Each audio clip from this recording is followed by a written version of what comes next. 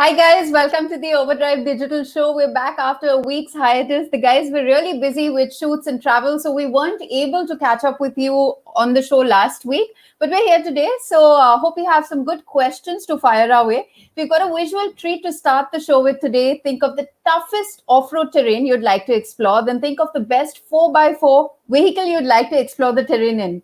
Where the most extreme 4x4s halt is where the SHERP N 1200, a 2,400 kg all-terrain vehicle, exceeds. It's taken this Ukraine-based company 20 years to build this capable amphibious vehicle. I'll just let Arib and the cool visuals do the talking.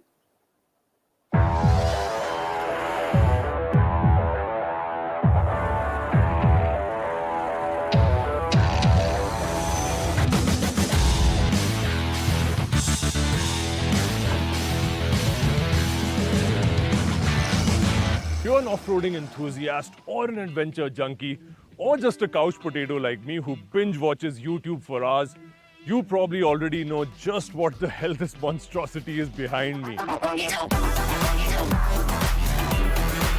those of you who were curious enough to get here by clicking on the thumbnail, this rubber-riding mini tank is a SHERP, and specifically the SHERP N 1200. So while I figure out a way to get down from here, take a look at this big guy.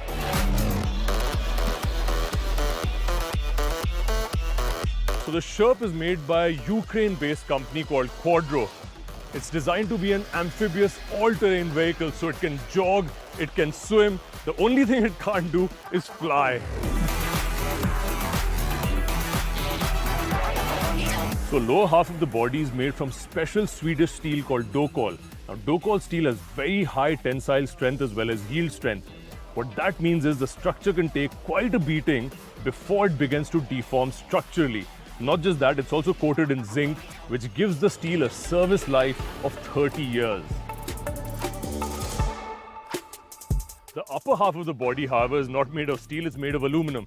Because remember, one of the KRAs of this vehicle is to also float. Now, what else am I missing? Right, the tires. How can you miss these tires? They're literally in your face.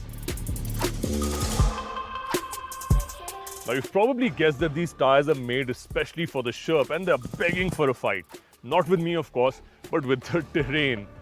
So these are 1800 section tires running on 25-inch wheels. But the size is not the only thing special about them. These are also ultra low pressure tires. What does ultra low pressure mean? So my car, for example, is running 32 psi. These tires are running 1 to 3 psi. So that ultra low pressure is for buoyancy in case you have a puncture, the air doesn't come out, etc., etc. So more function than form. But that's not the only interesting thing about them. The inflation system for these tires is from the exhaust from the engine. So the exhaust is channeled through pipes to inflate and deflate the tires. Now these ultra low pressure tires also double up as the suspension. So there is no independent suspension system, no struts, springs or dampers. The tires take the impact of boulders, rocks, whatever terrain there is. They deform, the air is sent to a system, and the moment they get their shape back, the air is sent back. Now, if you're not tired with all that information, there's one more interesting piece of intel. The wheels that you see here also double up as fuel tanks. So you can hold 58 liters in each wheel. And that is apart from the 95 liters in the main tank. So that's 232 liters of fuel plus 95 liters of fuel in the main tank. These tires really help make this vehicle Atmanirbhar.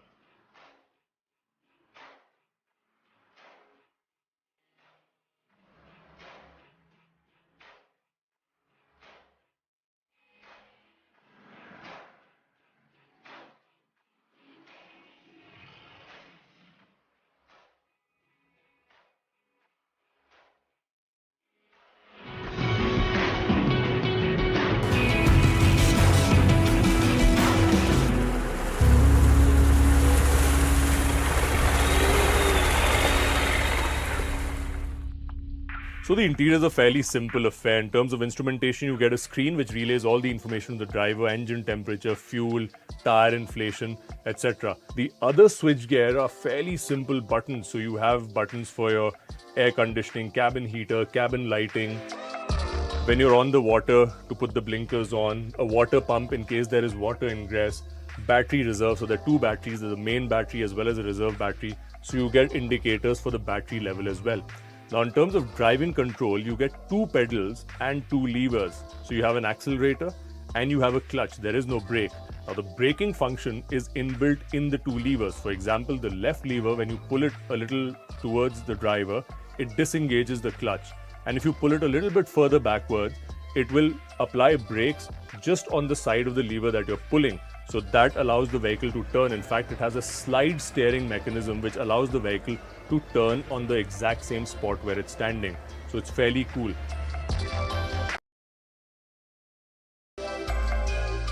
Now in terms of seating capacity, you have two pilot seats up front for the driver and the passenger. The back of the passenger bay can be customized depending on preference. So for example, in this case, it is customized for seating passengers. So you have 4 captain seats at the back and 1 extra seat in case someone wants to sit. So the overall seating capacity in this vehicle is around 7.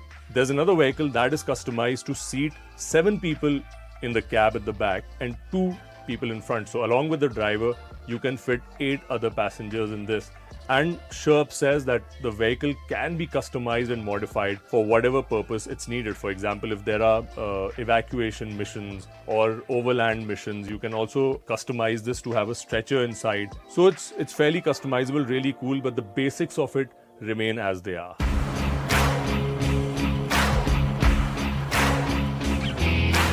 The engine is a Doosan diesel unit from South Korea making 55 HP and 190 Newton meters of torque. It's paired with a 6-speed gearbox from Renault. The gearing is super short and the engine RPM is capped at 2500. In fact, the gearing is so short that first gear is used only for the steepest inclines. To get it moving from standstill, you have to slot it in second gear. All of this combined makes for a top speed of 40 km per hour on land and 6 km per hour on water. Fuel efficiency ranges from 5 to 8 liters per hour. So clearly you're not going to be the fastest person on the road in a SHERP, nor the most fuel efficient. But to paraphrase Einstein, you don't judge a fish by its ability to climb a tree.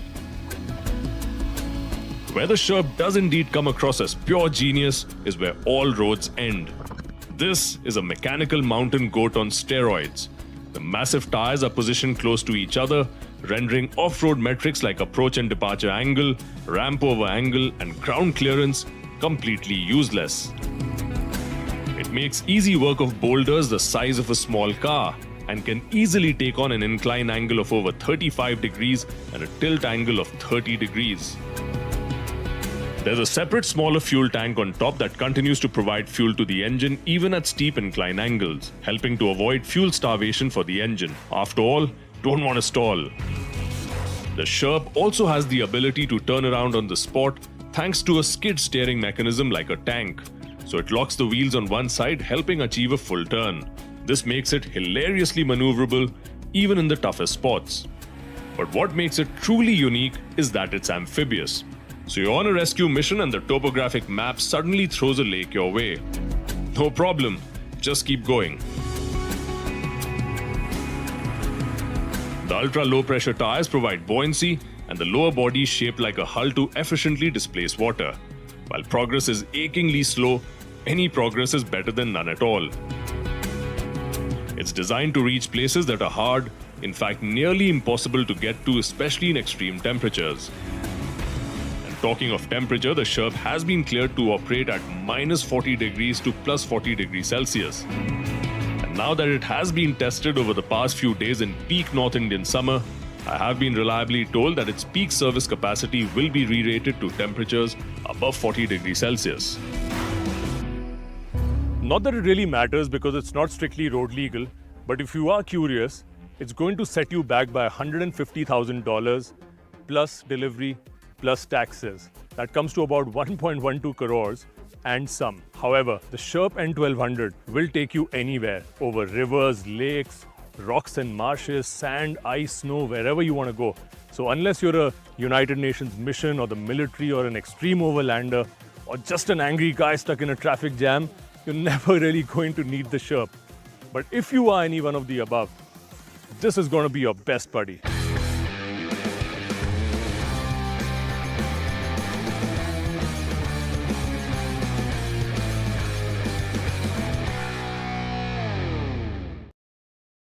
Well, I hope you enjoyed watching that story as much as Arif enjoyed filming that story. Let's get Bert on the show to get his views. Hi, Hi, Bert. Sohini. Hi, Sohini. Good evening. Good evening, everybody out there. Fantastic experience, man. Arif, lucky chap that he got to drive that because I've been after them. I've been trying to get a drive with them for almost about a month now since they started off their drive in Gurugram and just wasn't possible for some reason or the other. We were traveling consistently or something or the other kept coming our way. And eventually, when I did get, kind of a confirmation saying, okay, we can drive the car now, finally, uh, so happened that the forest department came and slammed their operation down in Gurgaon and they had to shut down everything. And there was everything. They had to pack up, unfortunately. And so there it went. We just didn't get the opportunity to drive that. So yeah, I'd say great time. But um, I got some information about this. Is that effectively this is not something that you could just buy, register, and use on the roads. That's not going to be happen. So like Arif said, I mean, you if you'd love to be in this, if you are angry and frustrated in traffic, unfortunately, you can't get your hands in a shop and you can't drive over all those other cars and SUVs and whatever else is there simply because you cannot. It's not road legal. This is something that is aimed specifically for the defense forces, for rescue forces, for certain missions into inaccessible regions, whether it's firefighting or any other construction or rescue, like I said. So it has got very specific uses, and of course, lifestyle. If you've got a large farm, acres and acres of land where you think you can, actually enjoy yourself, then probably the SHERP is one of those vehicles that you can really enjoy and hammer around that property, go and have a lot of fun. But otherwise, limitations are, like I said, for the defense and rescue sectors, fire and emergency evacuation, and of course for the army or anybody else that has to use them. I was going to say, Bert, that we should get a shop in our overdrive fleet, but clearly that is not a possibility. Ah, you wish, you wish. I mean, yes, there are quite a few ways, there are quite a few highways I'd like to take this on and drive it over. There are so many places now that you would want to explore with this. Absolutely, but there definitely is a lot of stuff that you could do with the SHERP, but at the same time, I think it'll be achingly frustrating to get to some of those destinations. I definitely know of a few routes in Ladakh that I would want to try out with the SHERP. For most other regions where we can drive through, I think a good 4x4 SUV will suffice for that matter. So, like I said, there are limitations to what the SHERP can do and where you can go, and possibly not everywhere is where you would actually find yourself comfortable in, for that matter. In fact, Mayur wanted to know that considering its maximum speed is only 40 kilometers per hour, how will the SHERP go on steep inclines? Well, it's all to do with the torque. Like Arif said, it's got very short gearing, Mayur, so it will crawl, which is not an issue. Like I recently did in the Thar, I'm not sure. So go down my social feed. I think I have that video there on my Instagram handle as yet. It's got a crawl ratio, and essentially you just put it, leave it in that particular gear, like in first gear, and the engine and the motor will essentially just take care of it. It'll just make sure the wheels are spinning. It'll be a very, very low RPM. But they just climb, they just climb, they just climb. It won't stop. It'll just do whatever it has to do. I mean, I did this in the Thar some time ago, where I actually put it into first gear, put it into 4x4 low, left it in first gear, stepped out of the car. I did not have to give it any throttle. It didn't need speed. Now, where would speed come in? Where would speed come in handy? If you had, like say you were trying to climb up a dune in Rajasthan or any other sandy place, you had a large dune, you needed to climb that up. Then definitely you need some amount of run up. You need some momentum to be built up into your vehicle before you attack that dune, so that you can, that momentum is carried with you for a little while up the dune, and then of course the 4x4 system also takes over. But in the SHERP's case, what I would think with those tires, with those balloon tires, it may not need that run up. You could just park it at the bottom of a dune or at the bottom of an incline, steep incline, put it into crawl ratio, and it will just kind of crawl its way up very easily. But here's where was that question? Akshay Balal says better to get 10 Thars than the SHERP. But we did start by saying that where these extreme, where most of your off-roaders will stop is where the SHERP excels, right? Or do you agree with Exactly. what? I mean, that's what the Sherp is built for. The Sherp was not built as a lifestyle vehicle necessarily. It's not something. I mean, yeah, people having a lot of fun with them, but that's like people saying we have a lot of fun in an ATV, which is the Polaris, for instance. But there are practical uses for this vehicle, and it's not meant to be driven on our roads. Of course, a Thar will have a different set of boundaries. There are places where the Thar will go up to, and at a point it will stop, and that's where essentially the Sherp's territory will begin. From there on, a Sherp is where it'll take, a Sherp is a vehicle that will take you further. So yes, for everyday use, practicality is definitely not what the Sherp is built for. I mean, at least not urban, or how would I say it, motorable practicality in that sense. Yes, so in a way you could get 10 Thars compared to the Sherp, because of course the price also is there for the Sherp. But then the Thar will only get you up to a particular point. Beyond that, it won't. It just won't go ahead. And then that's where the Sherp will step in and say, okay, boss, you've done enough now. Now let me take over. All right. We'll take other questions, Bert. Nitin Joshua wants to know what are Overdrive's thoughts of Ford's future in India. Will they stay as it is, or leave completely, or stay through contract manufacturing? Well, Ford's, let's look at it like this. Ford definitely has a future in India. Okay, they are keenly looking, or rather, they're very eagerly looking at continuing their future in India. What is that future going to be, and how it is going to be executed in the years to come is not certain as of yet. Now, there are products in their pipeline which they intend to bring in. One of which is going to be the Raptor. Hopefully, we see the light of that product will see the light of day in India pretty soon. And then there are other products as well that we spoke about some months ago. Not just that, there's the new EcoSport as well, and there are several other products that will come out in the future also. But Ford globally, for that matter, and like any other manufacturer, is going down the EV route, and they're getting more and more electric vehicles in global markets, and eventually in India, that is also what will happen. Now, whether they manufacture the cars here through contract manufacturing, or they become a contract manufacturer themselves, those are also areas of business that they're exploring, like most other manufacturers also explore these options. Just because they get into contract manufacturing, whether they manufacture their car somewhere, or they manufacture someone else's cars, is not an end to the business, or it doesn't mean an end to Ford's intentions and plans in India. It just means that they're expanding their business opportunities. So let's not assume for now that they are leaving the country. There is a pipeline in place. Of course, they definitely need some investments. They definitely need a little bit of direction. But I guess that is just a matter of time before all of that falls into place, and they will continue their journey here. All right, but we've also got Arib. I'm just trying to add him to our stream, so that if you have any questions about the shop. Hi, Arib. Hi, Arib. Good evening. I see you're in office today. I'm in office, yes. Wonderful. You are a lucky man because you got to drive the shop, and I still haven't. I'm still lucky by a day, by the way. Oh, you did, is it? So the day I came to Delhi, of course, they had shut down. They said they weren't able to give me the car till then. They presume the next day is when you went and you kind of got your stuff done as well. Like I told Sohini, the Sherp could get through everything except red tape. Yes. I do like that. Yes, guys, if you're listening out there, the Sherp can get through almost everything except red tape. Yeah, bureaucracy still builds walls that you can't climb over.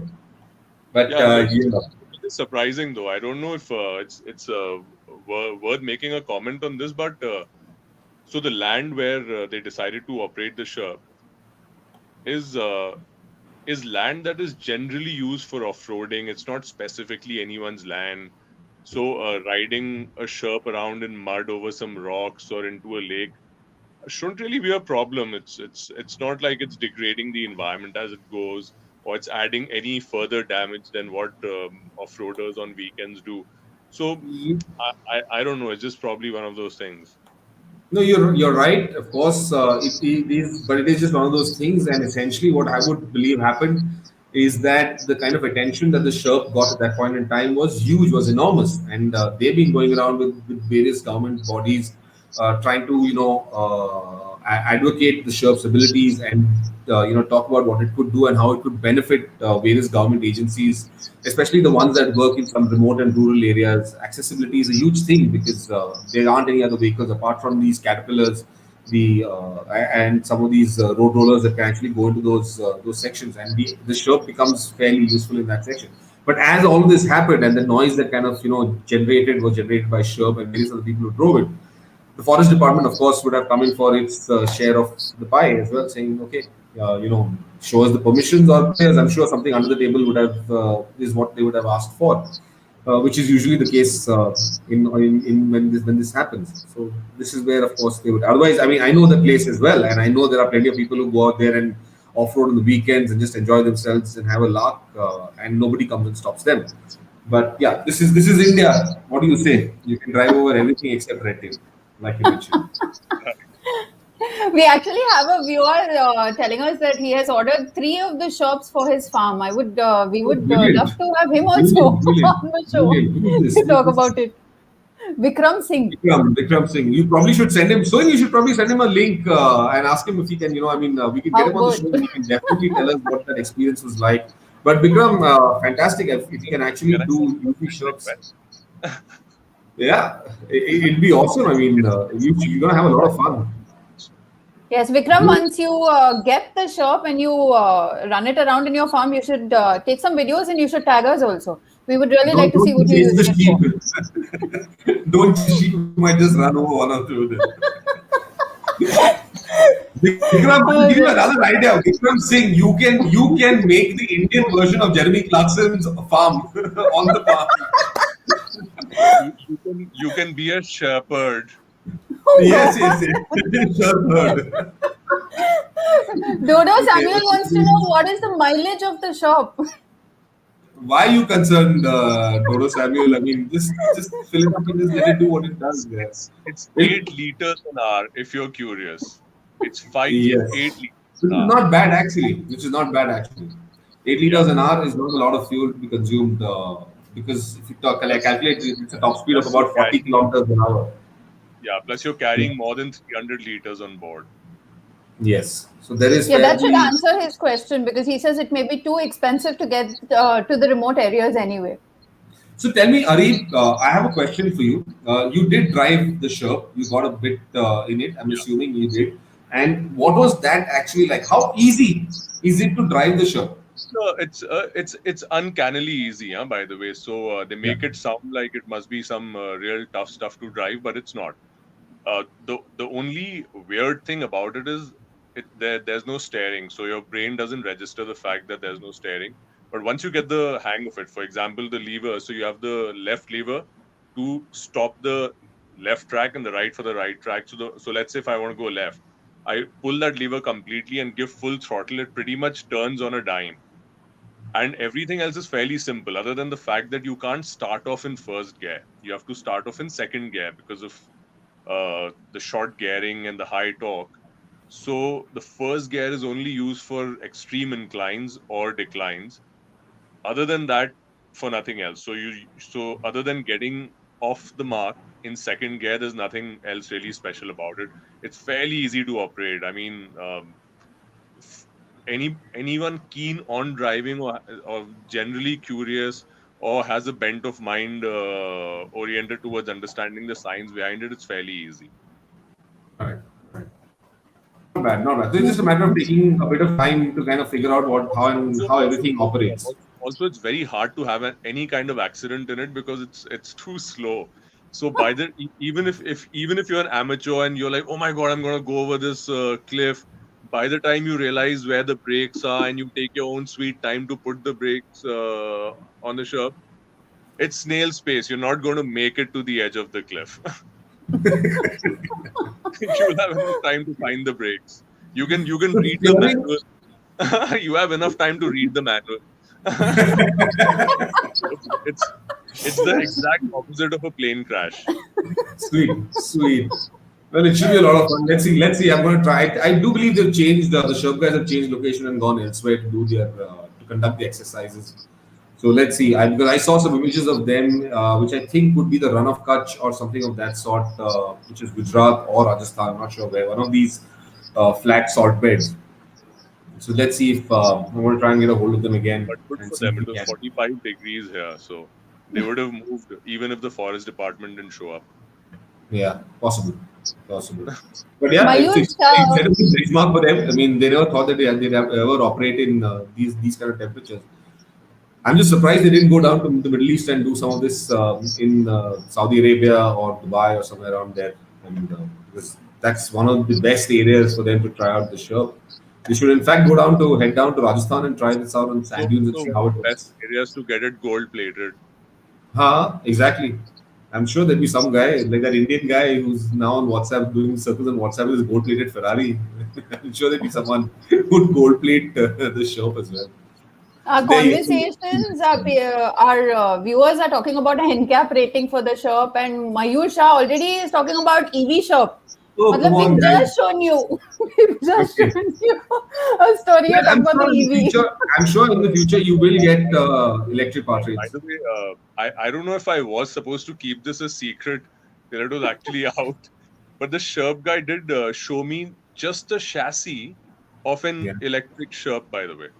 So, so it's still in development. They haven't yet structured a body over it but the same thing that you saw in the video, a similar setup, but where you have the hull. So there's a battery pack in the hull, and they were operating it by remote, and it was doing some crazy stuff, and it seemed a little bit faster too.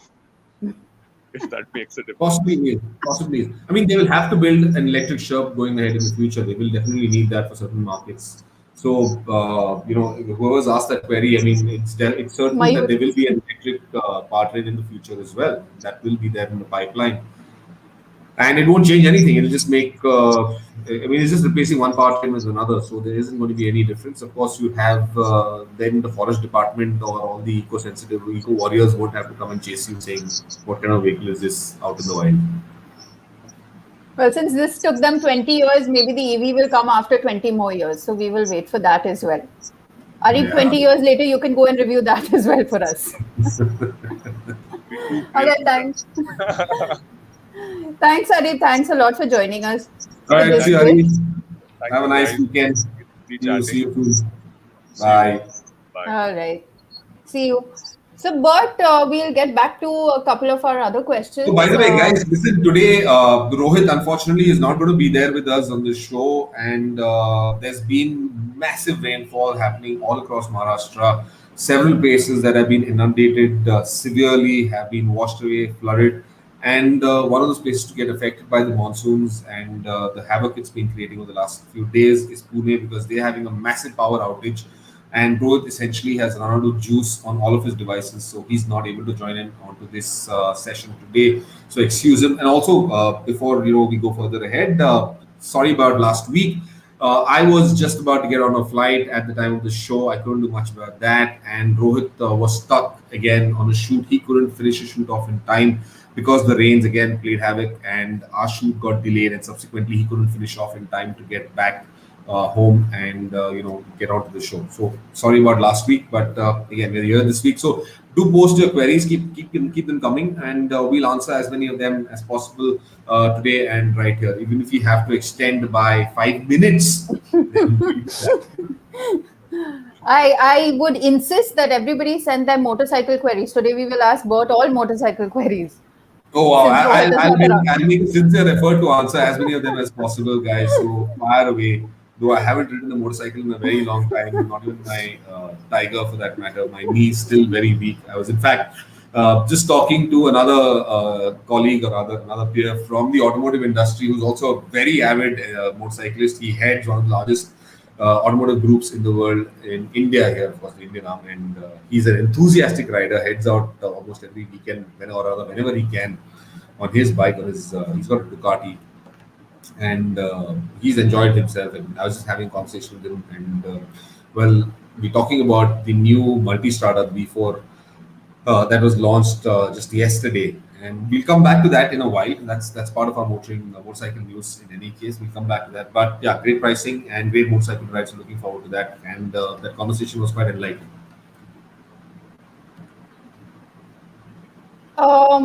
But there's a question here from Sai Sharan. He wants to know, why do you feel why can the body roll be felt in SUVs and hatchbacks but not in sedans? Okay, Sai Sharan, Good question. Why does body roll be felt in SUVs and hatchbacks, but not in sedans? Okay, hatchbacks also you don't have a lot of body roll, but the amount of body roll that is there in a hatchback, similar amount would be in a sedan. I'm not sure what sedan you're referring to or what hatchbacks you're referring to, but usually these have a lesser tendency to provide body roll. Now, this is also because they sit lower to the ground and the ground clearance is low, so the center of gravity also sits lower, and that's how the dynamics are a little more controllable. But at the same time, in India, the hatchbacks and the sedans that we get, for that matter, let's look at the sedan, the hatchbacks essentially. They're low-cost hatchbacks; they're not premium ones. So that means there's lesser money, or rather, not as stiff or as as rigid suspension system as some of the hatchbacks that you get overseas. Better road conditions, more money could be spent on them. So you've got better dynamically inclined hatchbacks available overseas, which you don't get over here in India as well. So you will experience some amount of roll in them. An SUV, of course, because it sits higher, it's got a higher ground clearance and a higher center of gravity, you definitely feel a lot more roll. Now, in more recent years, most SUVs that are coming up are monocoque frames, which means they're a single construction unit and where the body is also there is no chassis separating the body. The chassis itself becomes the body of the vehicle. Previous generation SUVs, for that matter, there's still a few SUVs that are still body on frame, for that matter. They tend to have a lot more, how do I say, body roll and pitch. They feel a lot more bouncy. They feel a lot more wavy. You have that effect in body on frame vehicles in that architecture. Monocoques are a lot more stiffer.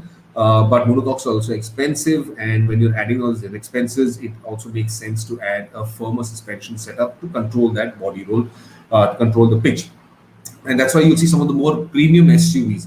Body roll is very limited. They still feel almost as dynamic as their sedan counterparts, or some of them are almost as close to sports cars, not supercars, I'd say, but as close to sports cars that you can see. For example, the AMGs, the M division SUVs, the I-Pace SVRs and things like that. These are all tuned to provide as little body roll as possible. So those SUVs, they're an absolute hoot to drive because you're sitting up higher. There's a lot of power. There's a lot of momentum that you're carrying. When you turn into a corner, it does exactly what you want it to do. There is no roll. The dynamic abilities are just fantastic. So essentially, yes, this is why body roll can be felt in SUVs otherwise, because body and frame character and the higher center of gravity, but not as much in hatchbacks. Hatchbacks, of course, what you're driving are low-cost hatchbacks. So the suspension is not as firm, it's not as stiff as you would want it to be, and that's why you feel a bit of body roll in some hatchbacks, not all of them. And similarly, you will also feel that body roll in low-cost sedans, but not as you go up higher. Body roll is controlled as you go, let's say, a Honda City or Elantra, Octavia. These are far better. They're a little more premium suspension systems with little firmer ride quality provided in them. All right. But Nitesh Kumar wants to know, do you have any inside scoop about an upcoming sedan or a compact SUV? He's planning to buy a CNG car in the near future, and he does not want to get the car fitted with an aftermarket one.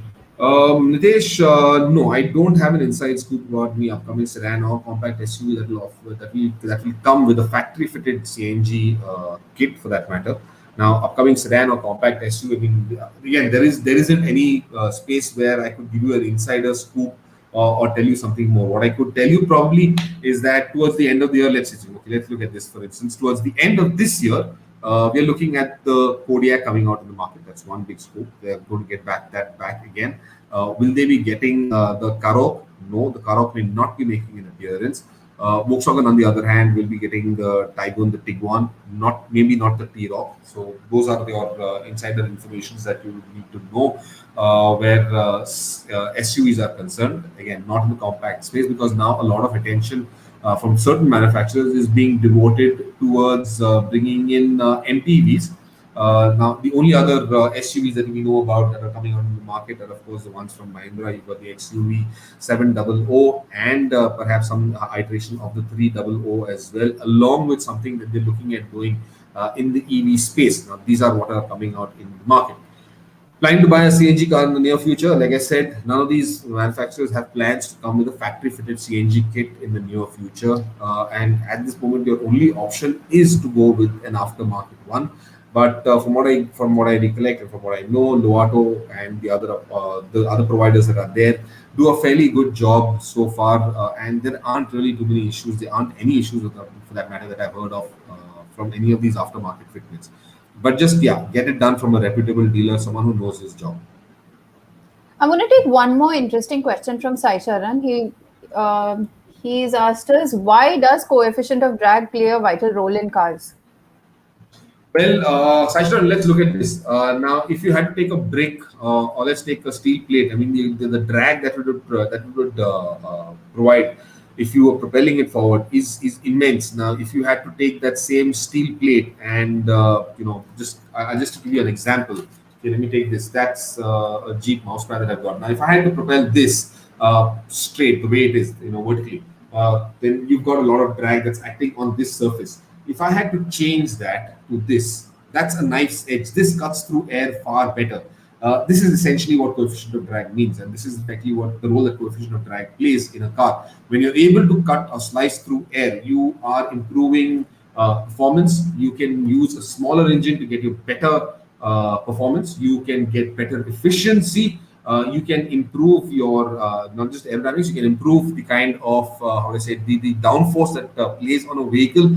There are lots of benefits to the coefficient of drag that plays onto a vehicle. That's why manufacturers' consistent attempt is to make all of their cars have as low a CFD as possible than what they did before. So, which is why you'll see manufacturers like Mercedes-Benz constantly talking about how their drag coefficient is extremely low, 0.22 CD, 0.21 CD, and manufacturers constantly trying to push those edges and try and get even more slipperier body shapes so that they can improve efficiency, they can improve performance, they can also get you better aerodynamics and, of course, dynamics. All right. Before we head into our news, one last question, Bert. Apur wants to know, now that we are seeing Ache Din with fuel prices, there's a lot of buzz around CNG. Does the performance of an engine take a hit with alternative fuels like CNG and ethanol blends? Yes, Purva, there is definitely a dip in performance when you apply alternate fuels like CNG or ethanol blended fuels, and that's also because the octane rating is not as high.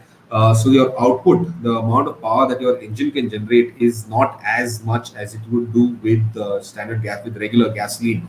And that's why, if you also keep in mind, we've got when we got previous generation BS4 fuels, you had 89 octane, you got 90 octane, you got 95 octane, you could go even higher than that for that matter.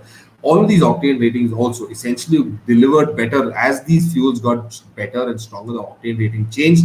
You got better performance out of your engines as well. You were able to get not necessarily better fuel efficiency, but at least more performance out of your engine. I mean, that's the difference that you get with using gasoline, with using CNG or ethanol blended fuels. With CNG and ethanol blend, the octane rating is not that high, so effectively you're not able to get maximum power out of your engine. That's why performance does take a hit when you're using CNG or any ethanol blends. All right, Bert, I think we should just take a break from the questions and take a look at what's there in our news section. I think we can start off with the Audi e-Tron launch. But you can go ahead and take us through that. Well, yes, very interesting news this week, of course, was the launch of Audi's e-Tron 50, e-Tron 55, and the e-Tron 55 Sportback. We drove the 55. We haven't driven the 50 as yet, but we drove the 55, and it was pretty amazing. I drove it myself, had a short spin in it before Simran took over and brought in that story which you've seen some time ago. But absolutely brilliant vehicle and quite brilliant pricing. Let me tell you, what you're getting today is essentially a Q8, with an electric powertrain and with prices starting from as low as 99 lakhs, or just a little under a crore. Going up to 1.16, if I'm not mistaken, for the 55 e-Tron, and 1.18 for the E55. Now, the biggest difference over here, of course, is the range, the power outputs, and of course the range. Like you see, the 50 has got 313 PS, it's 540 Newton meters of torque. The 55 increases that considerably, but the range effectively is what changes in all of these. Now, just to give you a quick idea, now the 50 has got a range of about 350 to 380 kilometers on a full charge. Whereas the 55, now the 55 has got close to about 450 or 470 kilometers on a full charge. But it's not just the range or rather not the vehicle as well. It's the ecosystem that Audi is building around these vehicles and which they're committed to. I, in fact, had a conversation with Balbir Singh, which you will hear. I think we can take you through that also very shortly to that interview. But it was quite insightful where Audi clearly states that they are building an ecosystem around the country that will not just be accessible by Audi owners, but by any EV owner in the country. So whether you are driving a Tata Nexon EV or you're driving a EQC or the iPace or the e-Tron or any other vehicle for that matter, which allows you to be that's an electric vehicle and has either the, I think it's the 5-point charge pin, the CCS2 format, you will be able to go to an Audi dealership and charge your vehicle. Along with that, you will also be able to charge it at various other points that they are setting up across the country. Like they said, they're looking at 100 charge points initially in 75 different locations around the country. What they want to do is now, for instance, they even want to make places like the Golden Quadrilateral. If you had to drive from between Bombay to Delhi, they want to make that highway accessible to even EVs, so that if you decide to go down that drive, you will not face a problem anyway. So they are tying up with key players alongside this. They're looking at various partners within the group also who can support this infrastructure, maybe Volkswagen dealers, maybe Skoda dealers, and build that ecosystem, which is a great way to go about doing their business, because it gives you the peace of mind, the fact that you can drive a vehicle, an EV around the country without any stress. That's a huge move. That's a big move in the electric vehicle space. So there you have it, Audi's e-Tron, fantastic car. And for those of you who want to know more about it, just head down to overdrive.in. Our review is there, or you can also catch it on the YouTube, on our YouTube channel. There is a story just a little below down. Go down to the video section and watch that video. And of course, like and subscribe for more stories coming up in this space. Dodo Samuel has a very interesting question. Why don't sedans have a rear wiper, but SUVs and other flatback models have one? Well, Dodo Samuel, now in the sedan, essentially, there isn't enough of space to mount a wiper motor in the back. You cannot mount a wiper motor. The linkaging, it becomes a little complex and it doesn't become easy. So in a hatchback, you can mount it on the hatch itself, just below the glass area, and use the wiper in that manner. Similarly with SUVs, where you got a flat back. On a sedan, you do not have a flat back. You have got essentially the boot lid, and that is a horizontal. It's on the x-axis. So effectively, mounting something over there and then having it wipe something on the window is a difficult task. It doesn't operate without running into issues, into concerns. So that's why hatchbacks and SUVs have a rear-mounted wiper, but not sedans. All right. But before we take more questions, let's take a look at the interview that you've conducted with Mr. Balbir Singh Dhillon. We have that interview as well. Guys, just have a listen. Hello, Balbir, and welcome to the OVERDRIVE Digital Show. Thank you for your time and for being able to answer a few of these questions that we had and give us some clarity on Audi's big plans along on the EV space. So first of all, thank you very much for having me. It's my privilege to be speaking to you and through you to your viewers. It's a very exciting day for us today.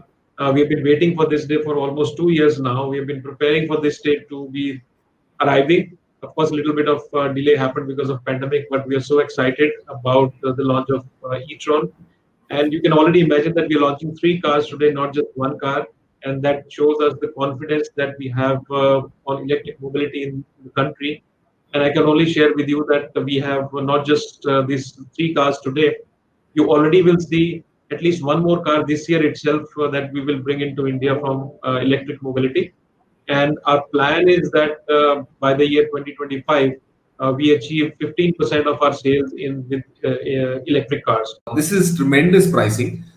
You've managed to get the e-Tron into a very sweet spot, and adding in 3 variants, especially all of them which perform at different performance levels, have got different ranges. There's genuine choice in this EV space, in this luxury EV space for consumers who are looking for an EV. How did you manage to get this pricing so competitive? The GST on electric cars is less, it's 5% as compared to almost 48-50% that we have on the other cars. So I think this all has helped us to keep the pricing at a reasonable level. I still would believe that the cars in this range are still expensive because of high import duties. But at the end of the day, we have to follow the law of the land, and we are still able to do it at a decent price point, and we intend to bring in more and more customers to our fold. So where do you see your consumers, kind of leaning towards the 50, the e-Tron 50 or the Sportback 55? What's the kind of, feedback, or rather, what's the kind of sentiment that you are seeing from the market in this case? Whatever customer chooses is most welcome. We will bring whatever customers want. But my personal favorite, to be honest, is the Sportback version. And of course, the 55 is my favorite as well. That is primarily because you get more range in that car. That also addresses the anxiety that customers do have at this point in time about the range. So, Balbir, you also added, Audi's also added a host of value-based features, which you just mentioning about, whether it's the 3 years buyback scheme or the 5-year RSA, the portable and wall box charger, which you're giving to consumers, at least in the initial phases, you're giving them as complimentary services. And, you've got these additional OTA services also. All of this kind of sweetens the deal. More important, though, is this ecosystem that you also announced that you intend to build around the e-Tron, which is 100 chargers in 75 cities with fast charging options available amongst these. How soon do you think these will be deployed? And what's the percentage of fast charging units amongst these? There is a fear of unknown to the customer about how expensive would it be to maintain my car, what will happen to my battery. So all these things we have addressed through warranty program up to 5 years, service package up to 5 years, comprehensive service up to 5 years, buyback program. If you want to sell your car in 1 year, 60% value is guaranteed. If you sell in 2 years, 55%, and if you sell in 3 years, 50%. We are also giving 5 years complimentary roadside assistance to our customers. So all these topics we are addressing as far as the ownership goes. The third one is the charging, where more anxiety comes from this particular topic. So what we are doing is, as you mentioned, we are giving 2 chargers to our customer. One is a fixed chargers, wherever customer wants, either home or office, we will fix there. The second one is a flexible one, which remains in the car. And this flexible one also will have 2 options. You can charge in public charging station where the 5-pin plug works, but we are also giving a 3-pin plug. As at home we use today, even in our washing machines or anything else, a 3-pin plug, even that charger is available. Coming back to the infrastructure, what we are doing is that we are using the strength of our group here, not only at Audi dealerships, but we are also planning to install chargers at our group dealerships. So we have already installed about 30 plus chargers at our dealerships, and in the times to come, in couple of months, this year itself, we will at our dealerships, we will also convert these chargers into 50 kilowatt DC chargers, so that up to 80% can be charged under 2 hours. But we will also place the charger in 100 plus charger at 75 locations, which will be Audi dealerships and our group company. What we intend to cover is, let's say, broadly 20-25 highways, which are mostly used, and also golden quadrilateral. So if the customers are traveling long distance, potentially they could charge at these locations. Your press release also earlier, reading through it, it spoke about this ecosystem that you're developing around the e-Tron, and of course, which will benefit not just Audi customers, but the EV fraternity at large. It also stated that these facilities can be used by other vehicles, not under the Audi umbrella, at a cost. So, have you worked out what these costs would be? I mean, can the public have an idea of what these costs would involve, into charging a car? The cost of electricity is state specific, so it is not that there is a constant value across the country. And I don't think so that is, the cost is not a factor. The electricity cost or the charging per unit is not a factor right now. It is the availability of the charger, which is a bigger topic that we need to look at. So I think it is. Let's only look at availability of chargers rather than the cost. Cost is not a factor. Audi is offering this 2-year standard warranty on the cars. You've got the 8 years that you've announced on the battery. However, is there an end of life plan either to recycle or repurpose these batteries or to dispose these batteries off in India? Because there's a lot of conversation happening around India and introducing them into the country. But end of life, no one has really spoken much about this in that sense. Is this something that would come in from the manufacturer's end, or are you looking for other private players to come into this space and enable that kind of disposal, or to take care of those batteries once end of life happens? Recycling of the battery is an expert job, and this is to be done by the experts. And we've already tied up in India. If we need to recycle these batteries, they will be recycled. Balbir, thank you so much. I think a lot of our queries have been answered today, and we wish you all the best. Thank you. Thank you, Bharat. Bye-bye. All right. So, but big news coming in from Mercedes-Benz as well, right? Not entirely surprising, given most of the big global manufacturers have already indicated their intent to lean towards electric vehicles. They do also. So, in fact, before we come to Mercedes-Benz and what their plan is, there's another insight that I kind of gleaned today from Audi on the e-Tron. It's got this extremely smart system that kind of learns and adapts to driving conditions and the way people use their cars. And effectively, what was happening was, and what they mentioned was that because a lot of the drives initially were with the media and the press were kind of, utilizing these cars to the fullest, testing them out for performance, speed, driving them fast, some of them using them, some of them abusing them. The car essentially was learning all of these driving patterns as well. And what it was doing was that when it kind of changed hands and the car came back to Audi, it would show a limited range. The range would be lower because it anticipated the next person who's going to be driving the car would be driving it equally, just as fast, with as much of, I would say, using them as quickly as possible in that sense. So the charge, or rather the range that it showed, was lesser, even though the cars were capable of doing 350, 400 kilometers plus. So Audi actually had to get a driver to sit in the car and drive it at a very sedate pace till that charge, till the engine understood that, yeah, now there's a new driver and his driving habits are different from what was being used previously. And then it showed you a new range entirely when the car was getting charged. So then it would come, they would be able to readjust that to 400 kilometers plus. Otherwise, they were consistently getting readings below 300, 250 kilometers of range out of those cars. So very interesting thing. That's a very, very smart system. And effectively, it learns and understands how it is being used, how it is being driven, and then will, of course, predict what your next range is going to be if you continue to drive the same way. These are just gadgets on wheels, right? But most of these cars today.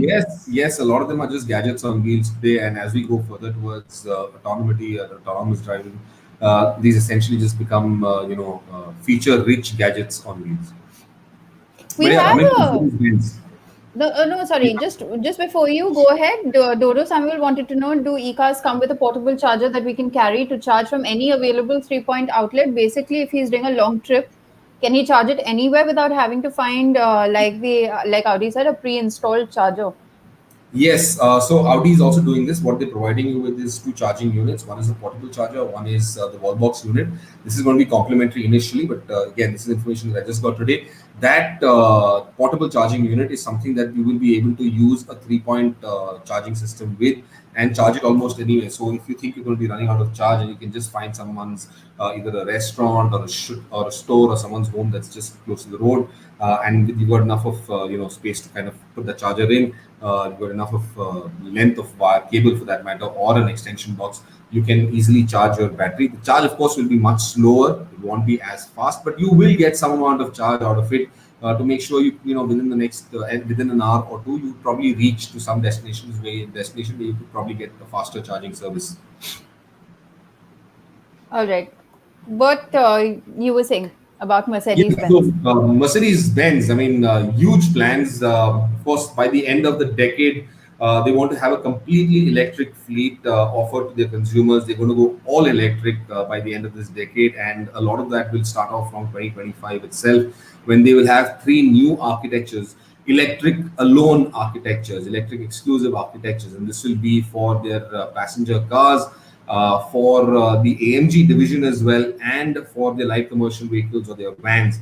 So all of these 3 platforms essentially will be all electric. Now this is a huge shift. Mercedes-Benz has becomes one more manufacturer amongst several others also who have very clearly stated their intentions to go all electric by the end of the decade or within the next few years. And this will essentially change the way luxury cars are driven, what they have to offer. But part of also that that information was that Mercedes-Benz is developing or rather is in the process of creating and setting up several new gigafactories, 8 new gigafactories that will be lined that will come up in future years. This is in addition to the 9 gigafactories that they've already got in the pipeline. So they've already got 9 gigafactories being constructed around the world. They're going to add 8 more to this, which means 17 gigafactories producing batteries and of course these cars eventually. But another interesting bit of information is that Mercedes-Benz is also working on an electric vehicle with a battery that can give you a range of about 1,000 kilometers. That is just insane. I mean, that kind of range will clearly take away any sort of range anxiety that anybody would have. And it will just change the face of motoring anywhere in the world for that matter, especially in India, where infrastructure may not be as as effective as it is today, and maybe the same situation a few years from now. But a car that will have 1,000 kilometers of range, I mean, that is just incredible. Now, having said that, it doesn't mean that Mercedes-Benz will stop producing or manufacturing IC engines. This is entirely a market-dependent statement. So in Europe, where they intend to go all electric shortly, in countries where they intend to go all electric very, very soon, Mercedes-Benz will be in a position to provide that. But in India, for instance, since it will take longer for electric vehicles to come into play, they will, of course, still continue to offer IC engine vehicles as well. All right, we'll just take you through the other news as well. Ford India has expanded the Ford Figo lineup, adding an automatic variant to the petrol engine, starting at 7.75 lakh rupees ex-showroom.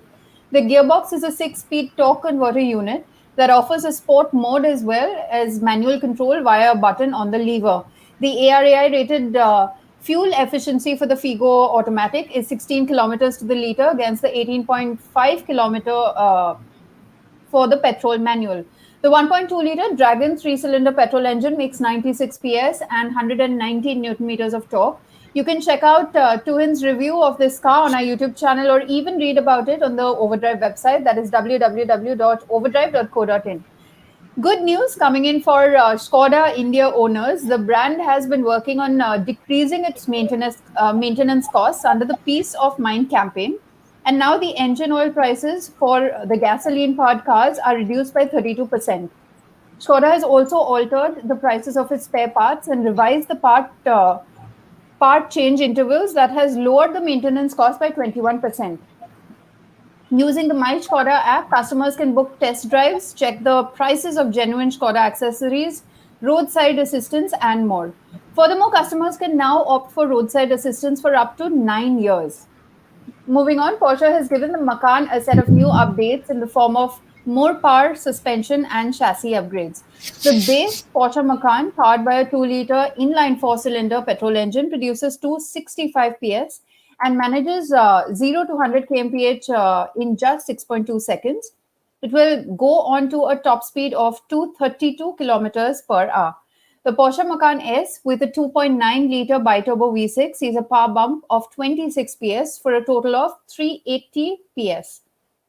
The flagship Porsche Macan GTS with the same engine sees the largest power bump of up to 440 PS, showing an increase of 60 PS over the earlier model. To accentuate the handling, adaptive dampers have been retuned to provide sharper responses from each wheel to tighten up body control and agility. All models now ride on upsized wheels ranging from 19 to 21 inches as standard as well. There are also some new color options to choose from, and this new updated Macan will launch in India next year, so prices should be marginally higher than the current models. We'll take a couple of questions and we'll come back to the motorcycle news in just a bit. So, Sohini, there's one question that I wanted to take over here. This was asked by Prashant Thakur. Which is, why is it that the 3-cylinder Dragon engine in Ford manual petrol cars isn't as noisy, but the same engine seems noisier in the recent reviews of Figo 80?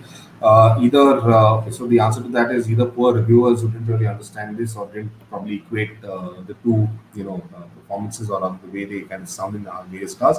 But the other reason could also be is the amount of sound deadening used in some of these cars. Figo might not, to keep the kind of costs down and in check. There are certain areas that are cut through, shortcuts that are applied, and one of these could be where fewer sound deadening materials are used inside a particular car to reduce the engine noises inside the cabin. And that's one of the reasons that could effectively be why it sounds noisier in the Figo 80 compared to any other car.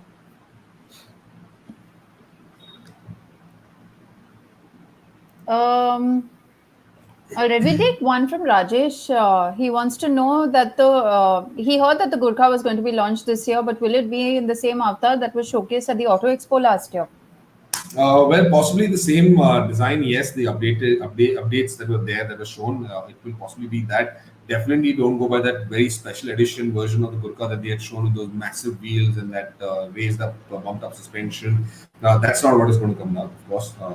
If Force Motors wants to do that, I'm sure there'll be some takers, but it'll be very difficult for them to clear homologation and get that vehicle passed for us to be registered and driven on our roads. But yes, there are a lot of those changes that we saw at the Auto Expo in 2020, and those changes will be visible on the forthcoming Gurkha. But Sahil says he wants to buy the EcoSport diesel, but is concerned about Ford leaving India. Also, they haven't given any official statement. Should he wait for a Ford announcement? Will there be discounts? Well, Sahil, like I mentioned earlier, also at this point in time, there is nothing about Ford really leaving India. There's a lot of speculation because of the whole collaboration with Mahindra falling through, not going ahead. But they're looking at various ways, means of continuing to stay in the country. There is still a market over here for Ford vehicles or Ford products. People still like what Ford has to offer.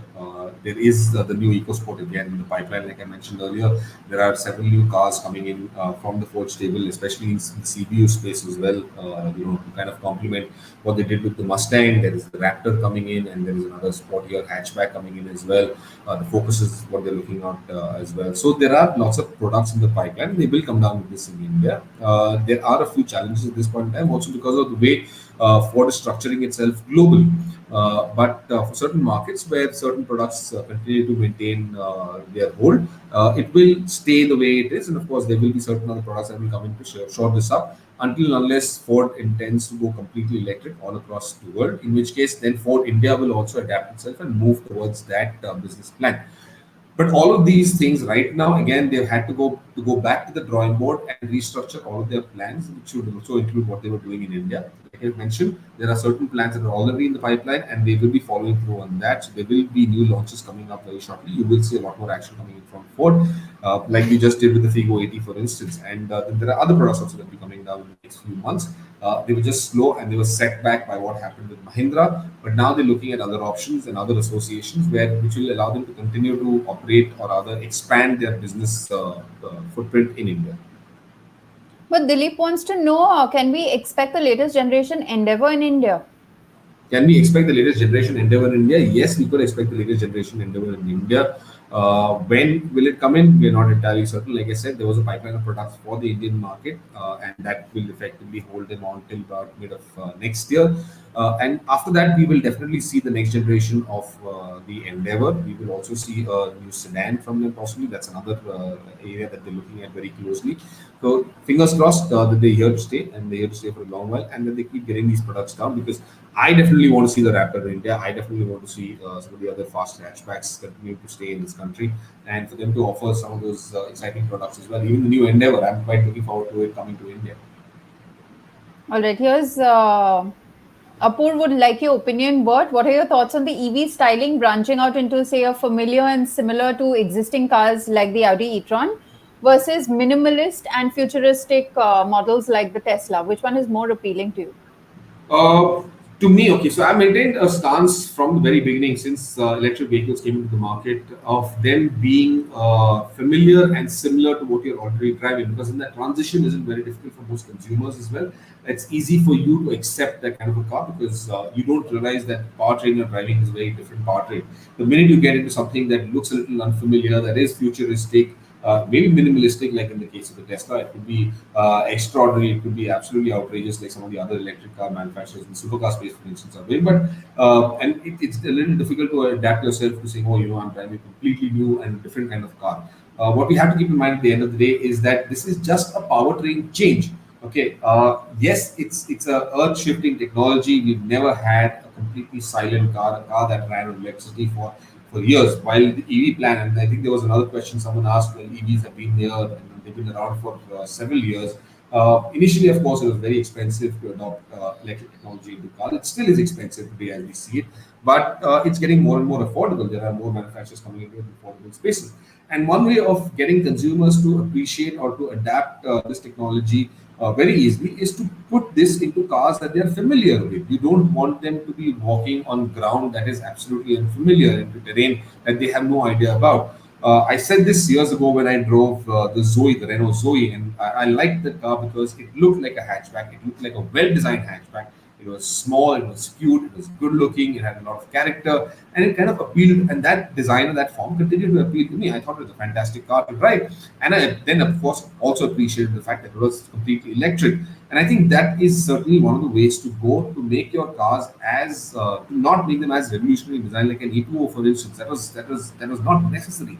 Mahindra could just have done a regular looking vehicle and gotten away, or rather promoted the idea of EV technology in a far better way, rather than trying to make completely alien and odd and trying to make it fit into sensibilities, especially with Indian consumers, which just doesn't fit them. Indians don't adopt themselves very easily, don't adopt crazy, funky looking cars very easily, and it's always a challenge. So yes, it's better to stick with whatever you're familiar with till that technology becomes more commonplace, and then of course, then yes, definitely experiment on it and see what else can be done with it.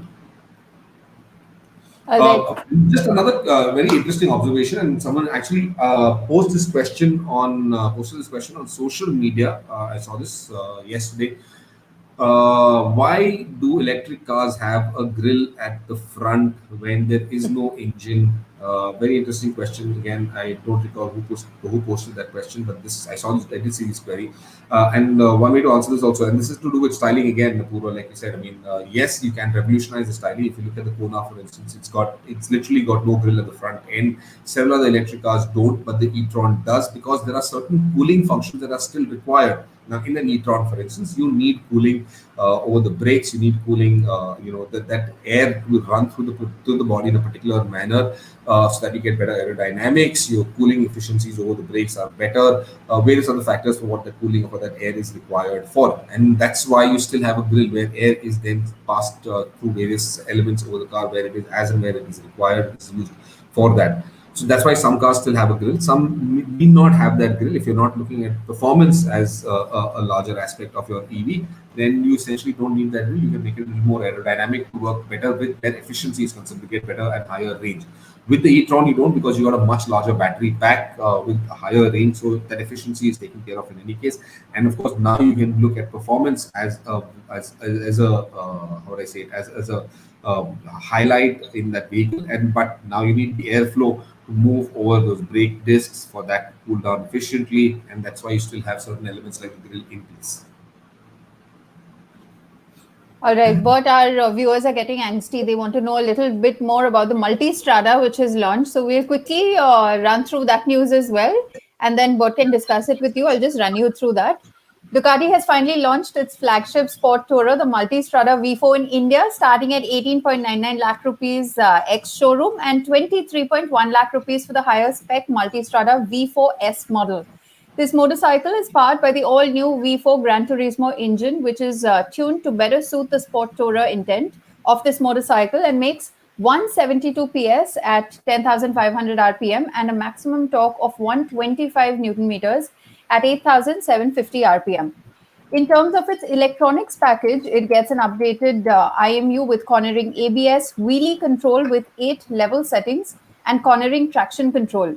While the better equipped Multistrada V4S boasts cornering lights, vehicle hold control, and bi-directional quick shifter and cruise control. The most notable feature is the fact that this is the first production bike ever to get front and rear radar rider assistance systems. And this motorcycle should be available by, sorry, okay, Yeah, I think deliveries will begin very very soon. very shortly. Ducati By India has next week, I already think. Yes, Ducati India has already told us that the motorcycles will be coming down to India very shortly, and they will be available very very soon. But I must say, I was quite taken aback by the pricing. I didn't expect the V4 to start off at 18.9 lakhs. That was absolutely stunning pricing.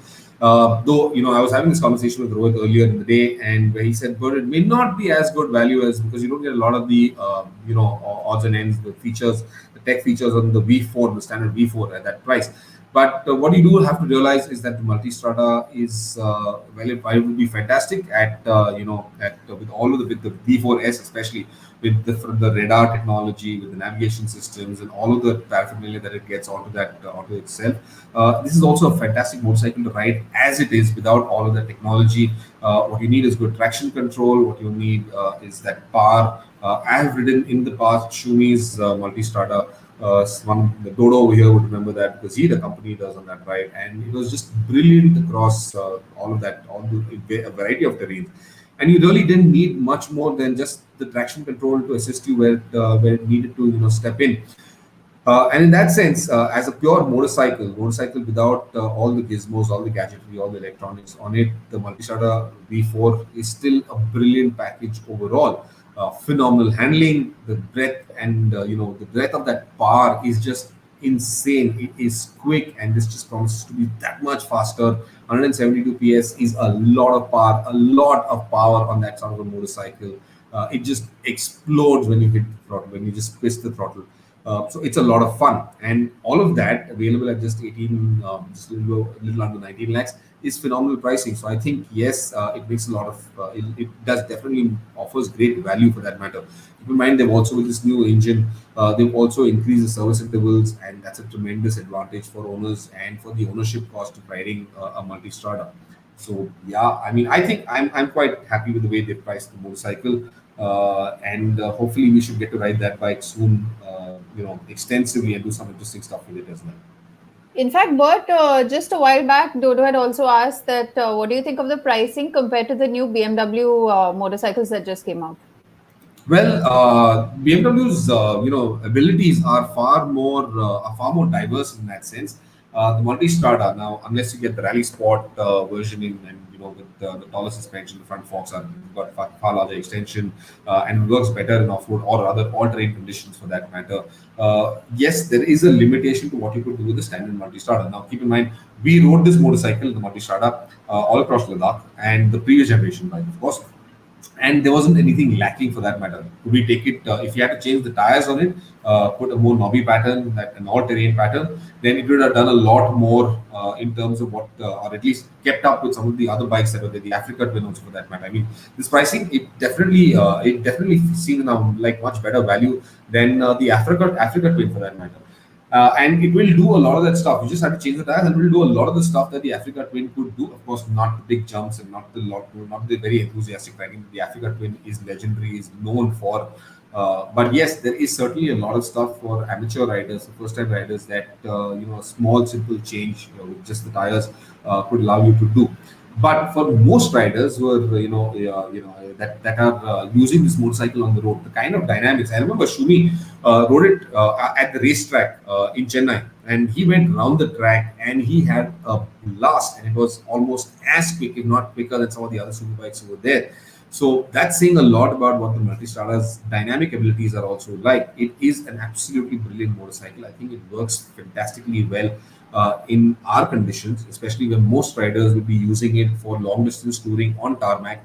So in that sense, it's a great bike. Keep in mind, a lot of the BMWs, the GSs for that matter, are some things that you can take anywhere around the world and all kinds of terrain and use it. That's the kind of imagery that's been constructed around that motorcycle. And if you're into that sort of riding, then yes. But I think for the larger part, most owners will effectively use it for the Sunday morning rides, and for that, I think the Multistrada will be a lot of fun. But will you sell your Tiger and buy the Multistrada? Mayur is asking. Absolutely not. No, I'm not going to be selling my Tiger for sure. The Multistrada is still out of my price range because now my eyes are set on getting a Thruxton R or the hyper motard. I want something of that sort, something that I could have a little bit of fun on. A nice peaky engine with a lot of torque. That I can pull some wheelies on and have a lot of fun with, but that's something that I'm looking at. Or, like I said, the traction are something that looks classic, nice cafe racer styling, something that I could ride easily within town and just enjoy my riding as well. But the Tiger, no, I'm definitely not selling that. All right, there's one more bit of news that we'll play, but in the meanwhile, you can just skim through some of the questions to see what were the good questions for today's show. If you guys are a MotoGP fan and want to add a dash of MotoGP feel in your everyday life, Yamaha Motors India has launched the MotoGP edition of its popular FZ25 model at 1.36 lakh rupees ex-showroom Delhi. The FZ25 race edition looks pretty cool with some of its brand's MotoGP race bikes branding on its tank shrouds, the fuel tank and side panels. On the mechanical front, the FZ25 remains unchanged, and this motorcycle will be available at Yamaha India showrooms by the end of this month. And just quickly, I will run you through what we have on the show on CNBC TV 18 tomorrow at 1 p.m. We'll bring you a review of the very fast Suzuki Hayabusa, and also the review that you've just seen, the all-capable amphibious all-terrain SHERP N 1200. And we also check out the new automatic transmission in the Ford Figo. We just spoke about it in our news section. You can also catch a repeat telecast of the show on Sunday at 12:30 p.m. or even 8 p.m. So, Bert, do we have our winners? Coming back, we've got three questions, of course, that I picked up. One, of course, is Saicharan, who's asked who asked us about why does body roll. Can it be why is it felt in SUVs as predominantly rather than hatchbacks or not, and not as much as in sedans? That's of course one. Again, Prashant Thakur, why is it the three-cylinder Dragon engine in Ford manual petrol cars not as noisy? With same engine seems noisier in the recent reviews of the Figo 80. That's another question. And of course, I'm going to take this one more question that we haven't asked us yet. Got on the show. This is by Dilip Kumar Reddy. How much feedback is actually considered by a company when it comes to reviewers? Because though you guys mentioned many changes while reviewing a car, we usually don't see that reflecting in reality. Okay, so here's how it works. Dilip. Now, we do a variety of drives with a particular car. Now, some of these drives are off late, of course, and one manufacturer started this, is with the camouflaged cars, where a lot of the opinions that we provide are given to them as feedback. Now, this happens as a standard practice overseas, where media is called in to drive prototypes, and that feedback is taken up and evaluated against whatever they probably have as feedback from customers as well. And that feedback is then deployed in the cars, depending on what amount of work can be done. Now, when you're driving a prototype, usually you're very, very close to the time of launch. So there are a few changes that can be incorporated. There are a few changes that will be seen later on in the life cycle of the car. So when the second version comes down, you will see some of those changes. Now, I remember very clearly, for instance, years ago, 2 or 3 years ago, that is, in 2017, if I'm not mistaken, when I had gone to Korea to see what Kia was up to. This is just before Kia was coming down to the Indian market. And back then, I suggested to them as to why one of the comfort features was to offer rear window blinds in their cars. And you know what? A year and a half later, when they came down to India, the Seltos had rear window blinds on it. They did not have it on the pre-production cars. And that was feedback that they took from me. And of course, there's feedback from other journalists as well. But they definitely incorporated that. They had the time span to do that. They had enough time on their hands to actually incorporate that change or to bring that feature into the car. And they did that. They did offer the Seltos with rear window blinds, and from there on, it's taken. A lot of other manufacturers have not started offering that in their cars as well, because it's a very simple feature. And I wasn't, it was surprising to me why no manufacturer had done that as yet. And Kia being one of the newest entrants into the Indian market, it was a suggestion that I gave to them, thinking that that could definitely be incorporated in their cars, and they did do that. So yes, manufacturers do accept the feedback, do take the feedback, but it's not always possible to immediately adopt this. Keep in mind there is a long process. It has to fit in with what they're designing. It has to fit in where production is concerned, because an ancillary part supplier has to make that product provided to them. That has to work flawlessly in that car. It has to fit within a particular budget. It then has to go to the authorities to be homologated and to make sure that it's roadworthy, that it can be utilized in your car, and only then it can go on sale. Now, this process is not short. Most manufacturers have close to about 3 to 4 years in take about 3 to 4 years in developing a whole new car or whole new architecture and coming out with the vehicle. Even small changes for that matter takes them a lot of time. It takes few months for them to incorporate those changes. So, which is why you don't see it immediately. While we do give a lot of feedback, you will not see that change coming up immediately. But over time, yes, you will see some of those changes being incorporated in particular cars. All right. So yeah, these are three of the best questions that I've seen today, guys, and thank you for this. Sai Charan though has won it for the second time, but he, I think, yeah. Sorry, But Sai good Charan, I can't give questions. you subscriptions, but well, great questions again from you, fantastic ones. Any bus review that you're asking for from OVERDRIVE or waiting for the buses? Sorry.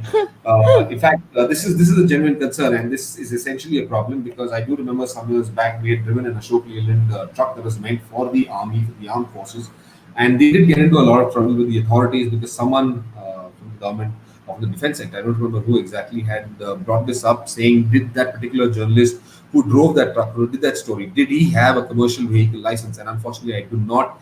And so we are not authorized to drive commercial vehicles in this country, especially trucks and buses. So we cannot bring you these particular stories without having a proper commercial vehicle license. So there you go. I'm sorry, but we will not be bringing you bus and truck stories, at least nothing that could get any manufacturer into trouble, at least, and unless it is in an enclosed area, probably. Even in fact, even at Ashok Leyland's facility, there was an enclosed area. It was within their facility that we drove the truck, not anywhere outside. But it still landed them in some amount of trouble. Apologies for that, Ashok Leyland, if you're watching this. But yes, in the future, I don't think we will be doing this, at least until we have a commercial vehicle license. And I don't see myself having one anytime soon. All right, guys, thanks a lot for your questions and congratulations once again to our winners. Please send us an email on digitalshow@overdrive.co.in so that we can activate your subscription. We'll see you Sohini, next I've got a week. couple more questions. Sohini, I've got a couple more questions. Another interesting and definitely subscription winning question. This comes from Ranjit Ramachandran. There is a reason the diesel engines are out from Volkswagen portfolio, right? Hence, is it risky to buy a luxury diesel car like BMW or Mercedes in the long run? Okay, let's look at this very objectively. There is a concern with diesels, especially actually in every market around the country, because as emission norms get more stringent, it gets harder and harder to make diesel engines meet those emission norms. Efficiency norms it easily meets. Diesel are definitely more efficient than petrol engines, but emission requirements, it's very difficult for an engine, for a diesel engine to meet those requirements without putting in a lot of, how do I say it, without adding in a lot of emission saving devices. Now, for example, in luxury cars, for that matter, you need to put a catalytic converter, you need to put various devices that effectively reduce the soot that comes out of the engine, NOx, whether it's NOx, whether it's carbon dioxide, whether it's carbon monoxide, whether it's just plain carbon that's coming out. All of these, these are expensive technologies that have to be applied, and that raises the price and does not make it viable for a manufacturer to offer a diesel engine. At the lower end, there aren't a lot of technologies that are applied. It's easier for smaller diesel engines, for that matter, for these emission technologies to be applied cost effectively. But as these norms will get more stringent in the future, it will become far more difficult for manufacturers to offer or rather to meet those norms. So that is one of the reasons why Volkswagen has been unable. Of course, there's also the Dieselgate scandal that Volkswagen went through and which set them back by several years. But what we do know is that Audi is working on a 2-liter diesel engine, and we will see that probably in India it will take some time. It will take at least a year or 2 years before diesels make a comeback. And I don't see diesels coming to Volkswagen's portfolio anytime soon. There will be to Volkswagen Group's portfolio anytime soon. It will take a really long time. But yes, there definitely are certain cars in their product portfolio, whether it's from Skoda or from Volkswagen or Porsche also for that matter, where diesels could make a huge difference, can definitely add a lot more value. But unfortunately, it just isn't there. Is it risky to buy a luxury diesel car like BMW or Mercedes in the long run? Well, the only concern is if you are living in the NCR region where you have a shorter span where you can use that diesel engine and the value depreciates far more than what you would get in the southern part of India, for that matter. That's the only risk you see running. But otherwise, for the next few years, the next decade or longer, there really isn't a concern or any risk concerned with diesel cars, like what diesel engines, like what you get with BMW or Mercedes. Mercedes, anyways, has clearly stated its intention to go all electric by the end of the decade, and I'm hoping by the end of the day, I'm assuming by the end of the decade, which is by 2030, probably by 2035, we will see a larger electric portfolio, at least a complete electric portfolio available in India from manufacturers like Mercedes and BMW, in which case you just won't have a choice but to go electric. All right. What do we wrap up the show? Well, I'm just going through the questions and seeing if there was something that we missed, something that really made sense, and it's something that we need to answer. Dodo Samuel also asked a question: if he was doing a long trip, can he charge an EV anywhere? You answered that. You said a pre-installed charger. Yeah, I've answered that. He also asked another question about Danny Pedrosa coming back into MotoGP and Austrian GP. And well, yes, will he make a difference? I don't know, but it'll be great to see him racing again, especially since he's going to be racing that development RC16. So it'll be a lot of fun to see what he can do on that. KTM has been getting stronger and stronger. And let's see if Danny Pedrosa can effectively work his magic and at least give a good fight to some of the front runners, whether it's Morbidelli, whether it's again some of the other top contenders for that matter that are there at the front rung. I think it should be an interesting weekend. Fingers crossed that something really good happens. Dodo, next week you can ask me something about Formula One also. It's an exciting season there as well. Someone also asked about Ford coming out with an EcoSport rival, and yes, there are plans to come in that space also, guys. Not just the EcoSport, there definitely is. There are plans afoot for Ford to come down with something in the EcoSport space. As soon as we have more concrete information and not speculation, we will get that information to you. Sai Charan also wanted to know which is better considering the performance, e-Tron or I-Pace. I think the I-Pace felt a lot more focused on dynamics and handling, with really sharp performance, proper push you into the seat performance. The e-Tron also was great on performance, but it's a well-rounded car. The e-Tron, keep in mind, is not just all about performance, it's also about providing great driving quality, great drive quality, a lot of comfort, also certain 4x4 abilities, and it does that with that adaptive suspension that can raise the body up and down, give you for more ground clearance. So it's a more well-rounded package where the e-Tron is concerned compared to the I-Pace alone. So yes, these are some of the differentiators between the two cars. I think the e-Tron is a lot nicer to drive on an everyday thing, but if you're looking for something with a little more dynamic ability, then the I-Pace is what you should be looking at. Whew. Well, lots of questions again, guys. Thank you so much. So, whose fault was it? Max, Lewis, or the stewards? I am very biased. I am extremely biased. I don't want to talk about it. It was a racing incident. My opinion, it was a racing incident. Max had the racing line. It was, but Max was correct. To that space. Lewis is at fault. Absolutely. Head, whatever, but for having gone to that space, he shouldn't have done that. I think Max had that line and that should have been Max. But at the end of the day, this is a racing incident. Yep. Things like this happen. I think it is absolutely deplorable on the racial slur that was hurled on Lewis post that incident. Unwarranted, just uncalled for. Just keep it in the racing spirit, people. And, these things happen. Keep in mind, we've gone through eras and eras of this in Formula One, where such intense competition has taken place that it's incredible. And we see something of this sort in racing even today. And it's fantastic. It makes the race far more exciting. It's brought the championship closer to both these, for Lewis, especially for that matter. So it will be interesting for the rest of the year to see what exactly Lewis comes up with, or if Max Verstappen can hold him off and carry forward his charge towards the end. It just shows he's feeling the pressure, and it's really good to have some competition finally after so many years. Absolutely. He definitely is feeling the pressure. And the sprint race is new format of racing. that pressure didn't mean he made a mistake. We could get into an argument over this. That was not his mistake, like I said again. I No, do but he believe was that he more had the race. aggressive, which he hasn't been in many years. Which is absolutely fine. You definitely need some amount of aggression. This is racing. This is not a drive through Wally Seaface. You certainly need that kind of aggression. At the end of the But day, you would the expect that objective kind here of is to aggression win. from a young driver, not from like a 7-time world champion I don't who see is why not. defending. Like I said, Lewis Hamilton is ahead, but and a little bit of aggression will put him in his place. All right. I guess we'll wrap up this week's show then. Guys, have a good weekend and we'll catch up with you again next weekend.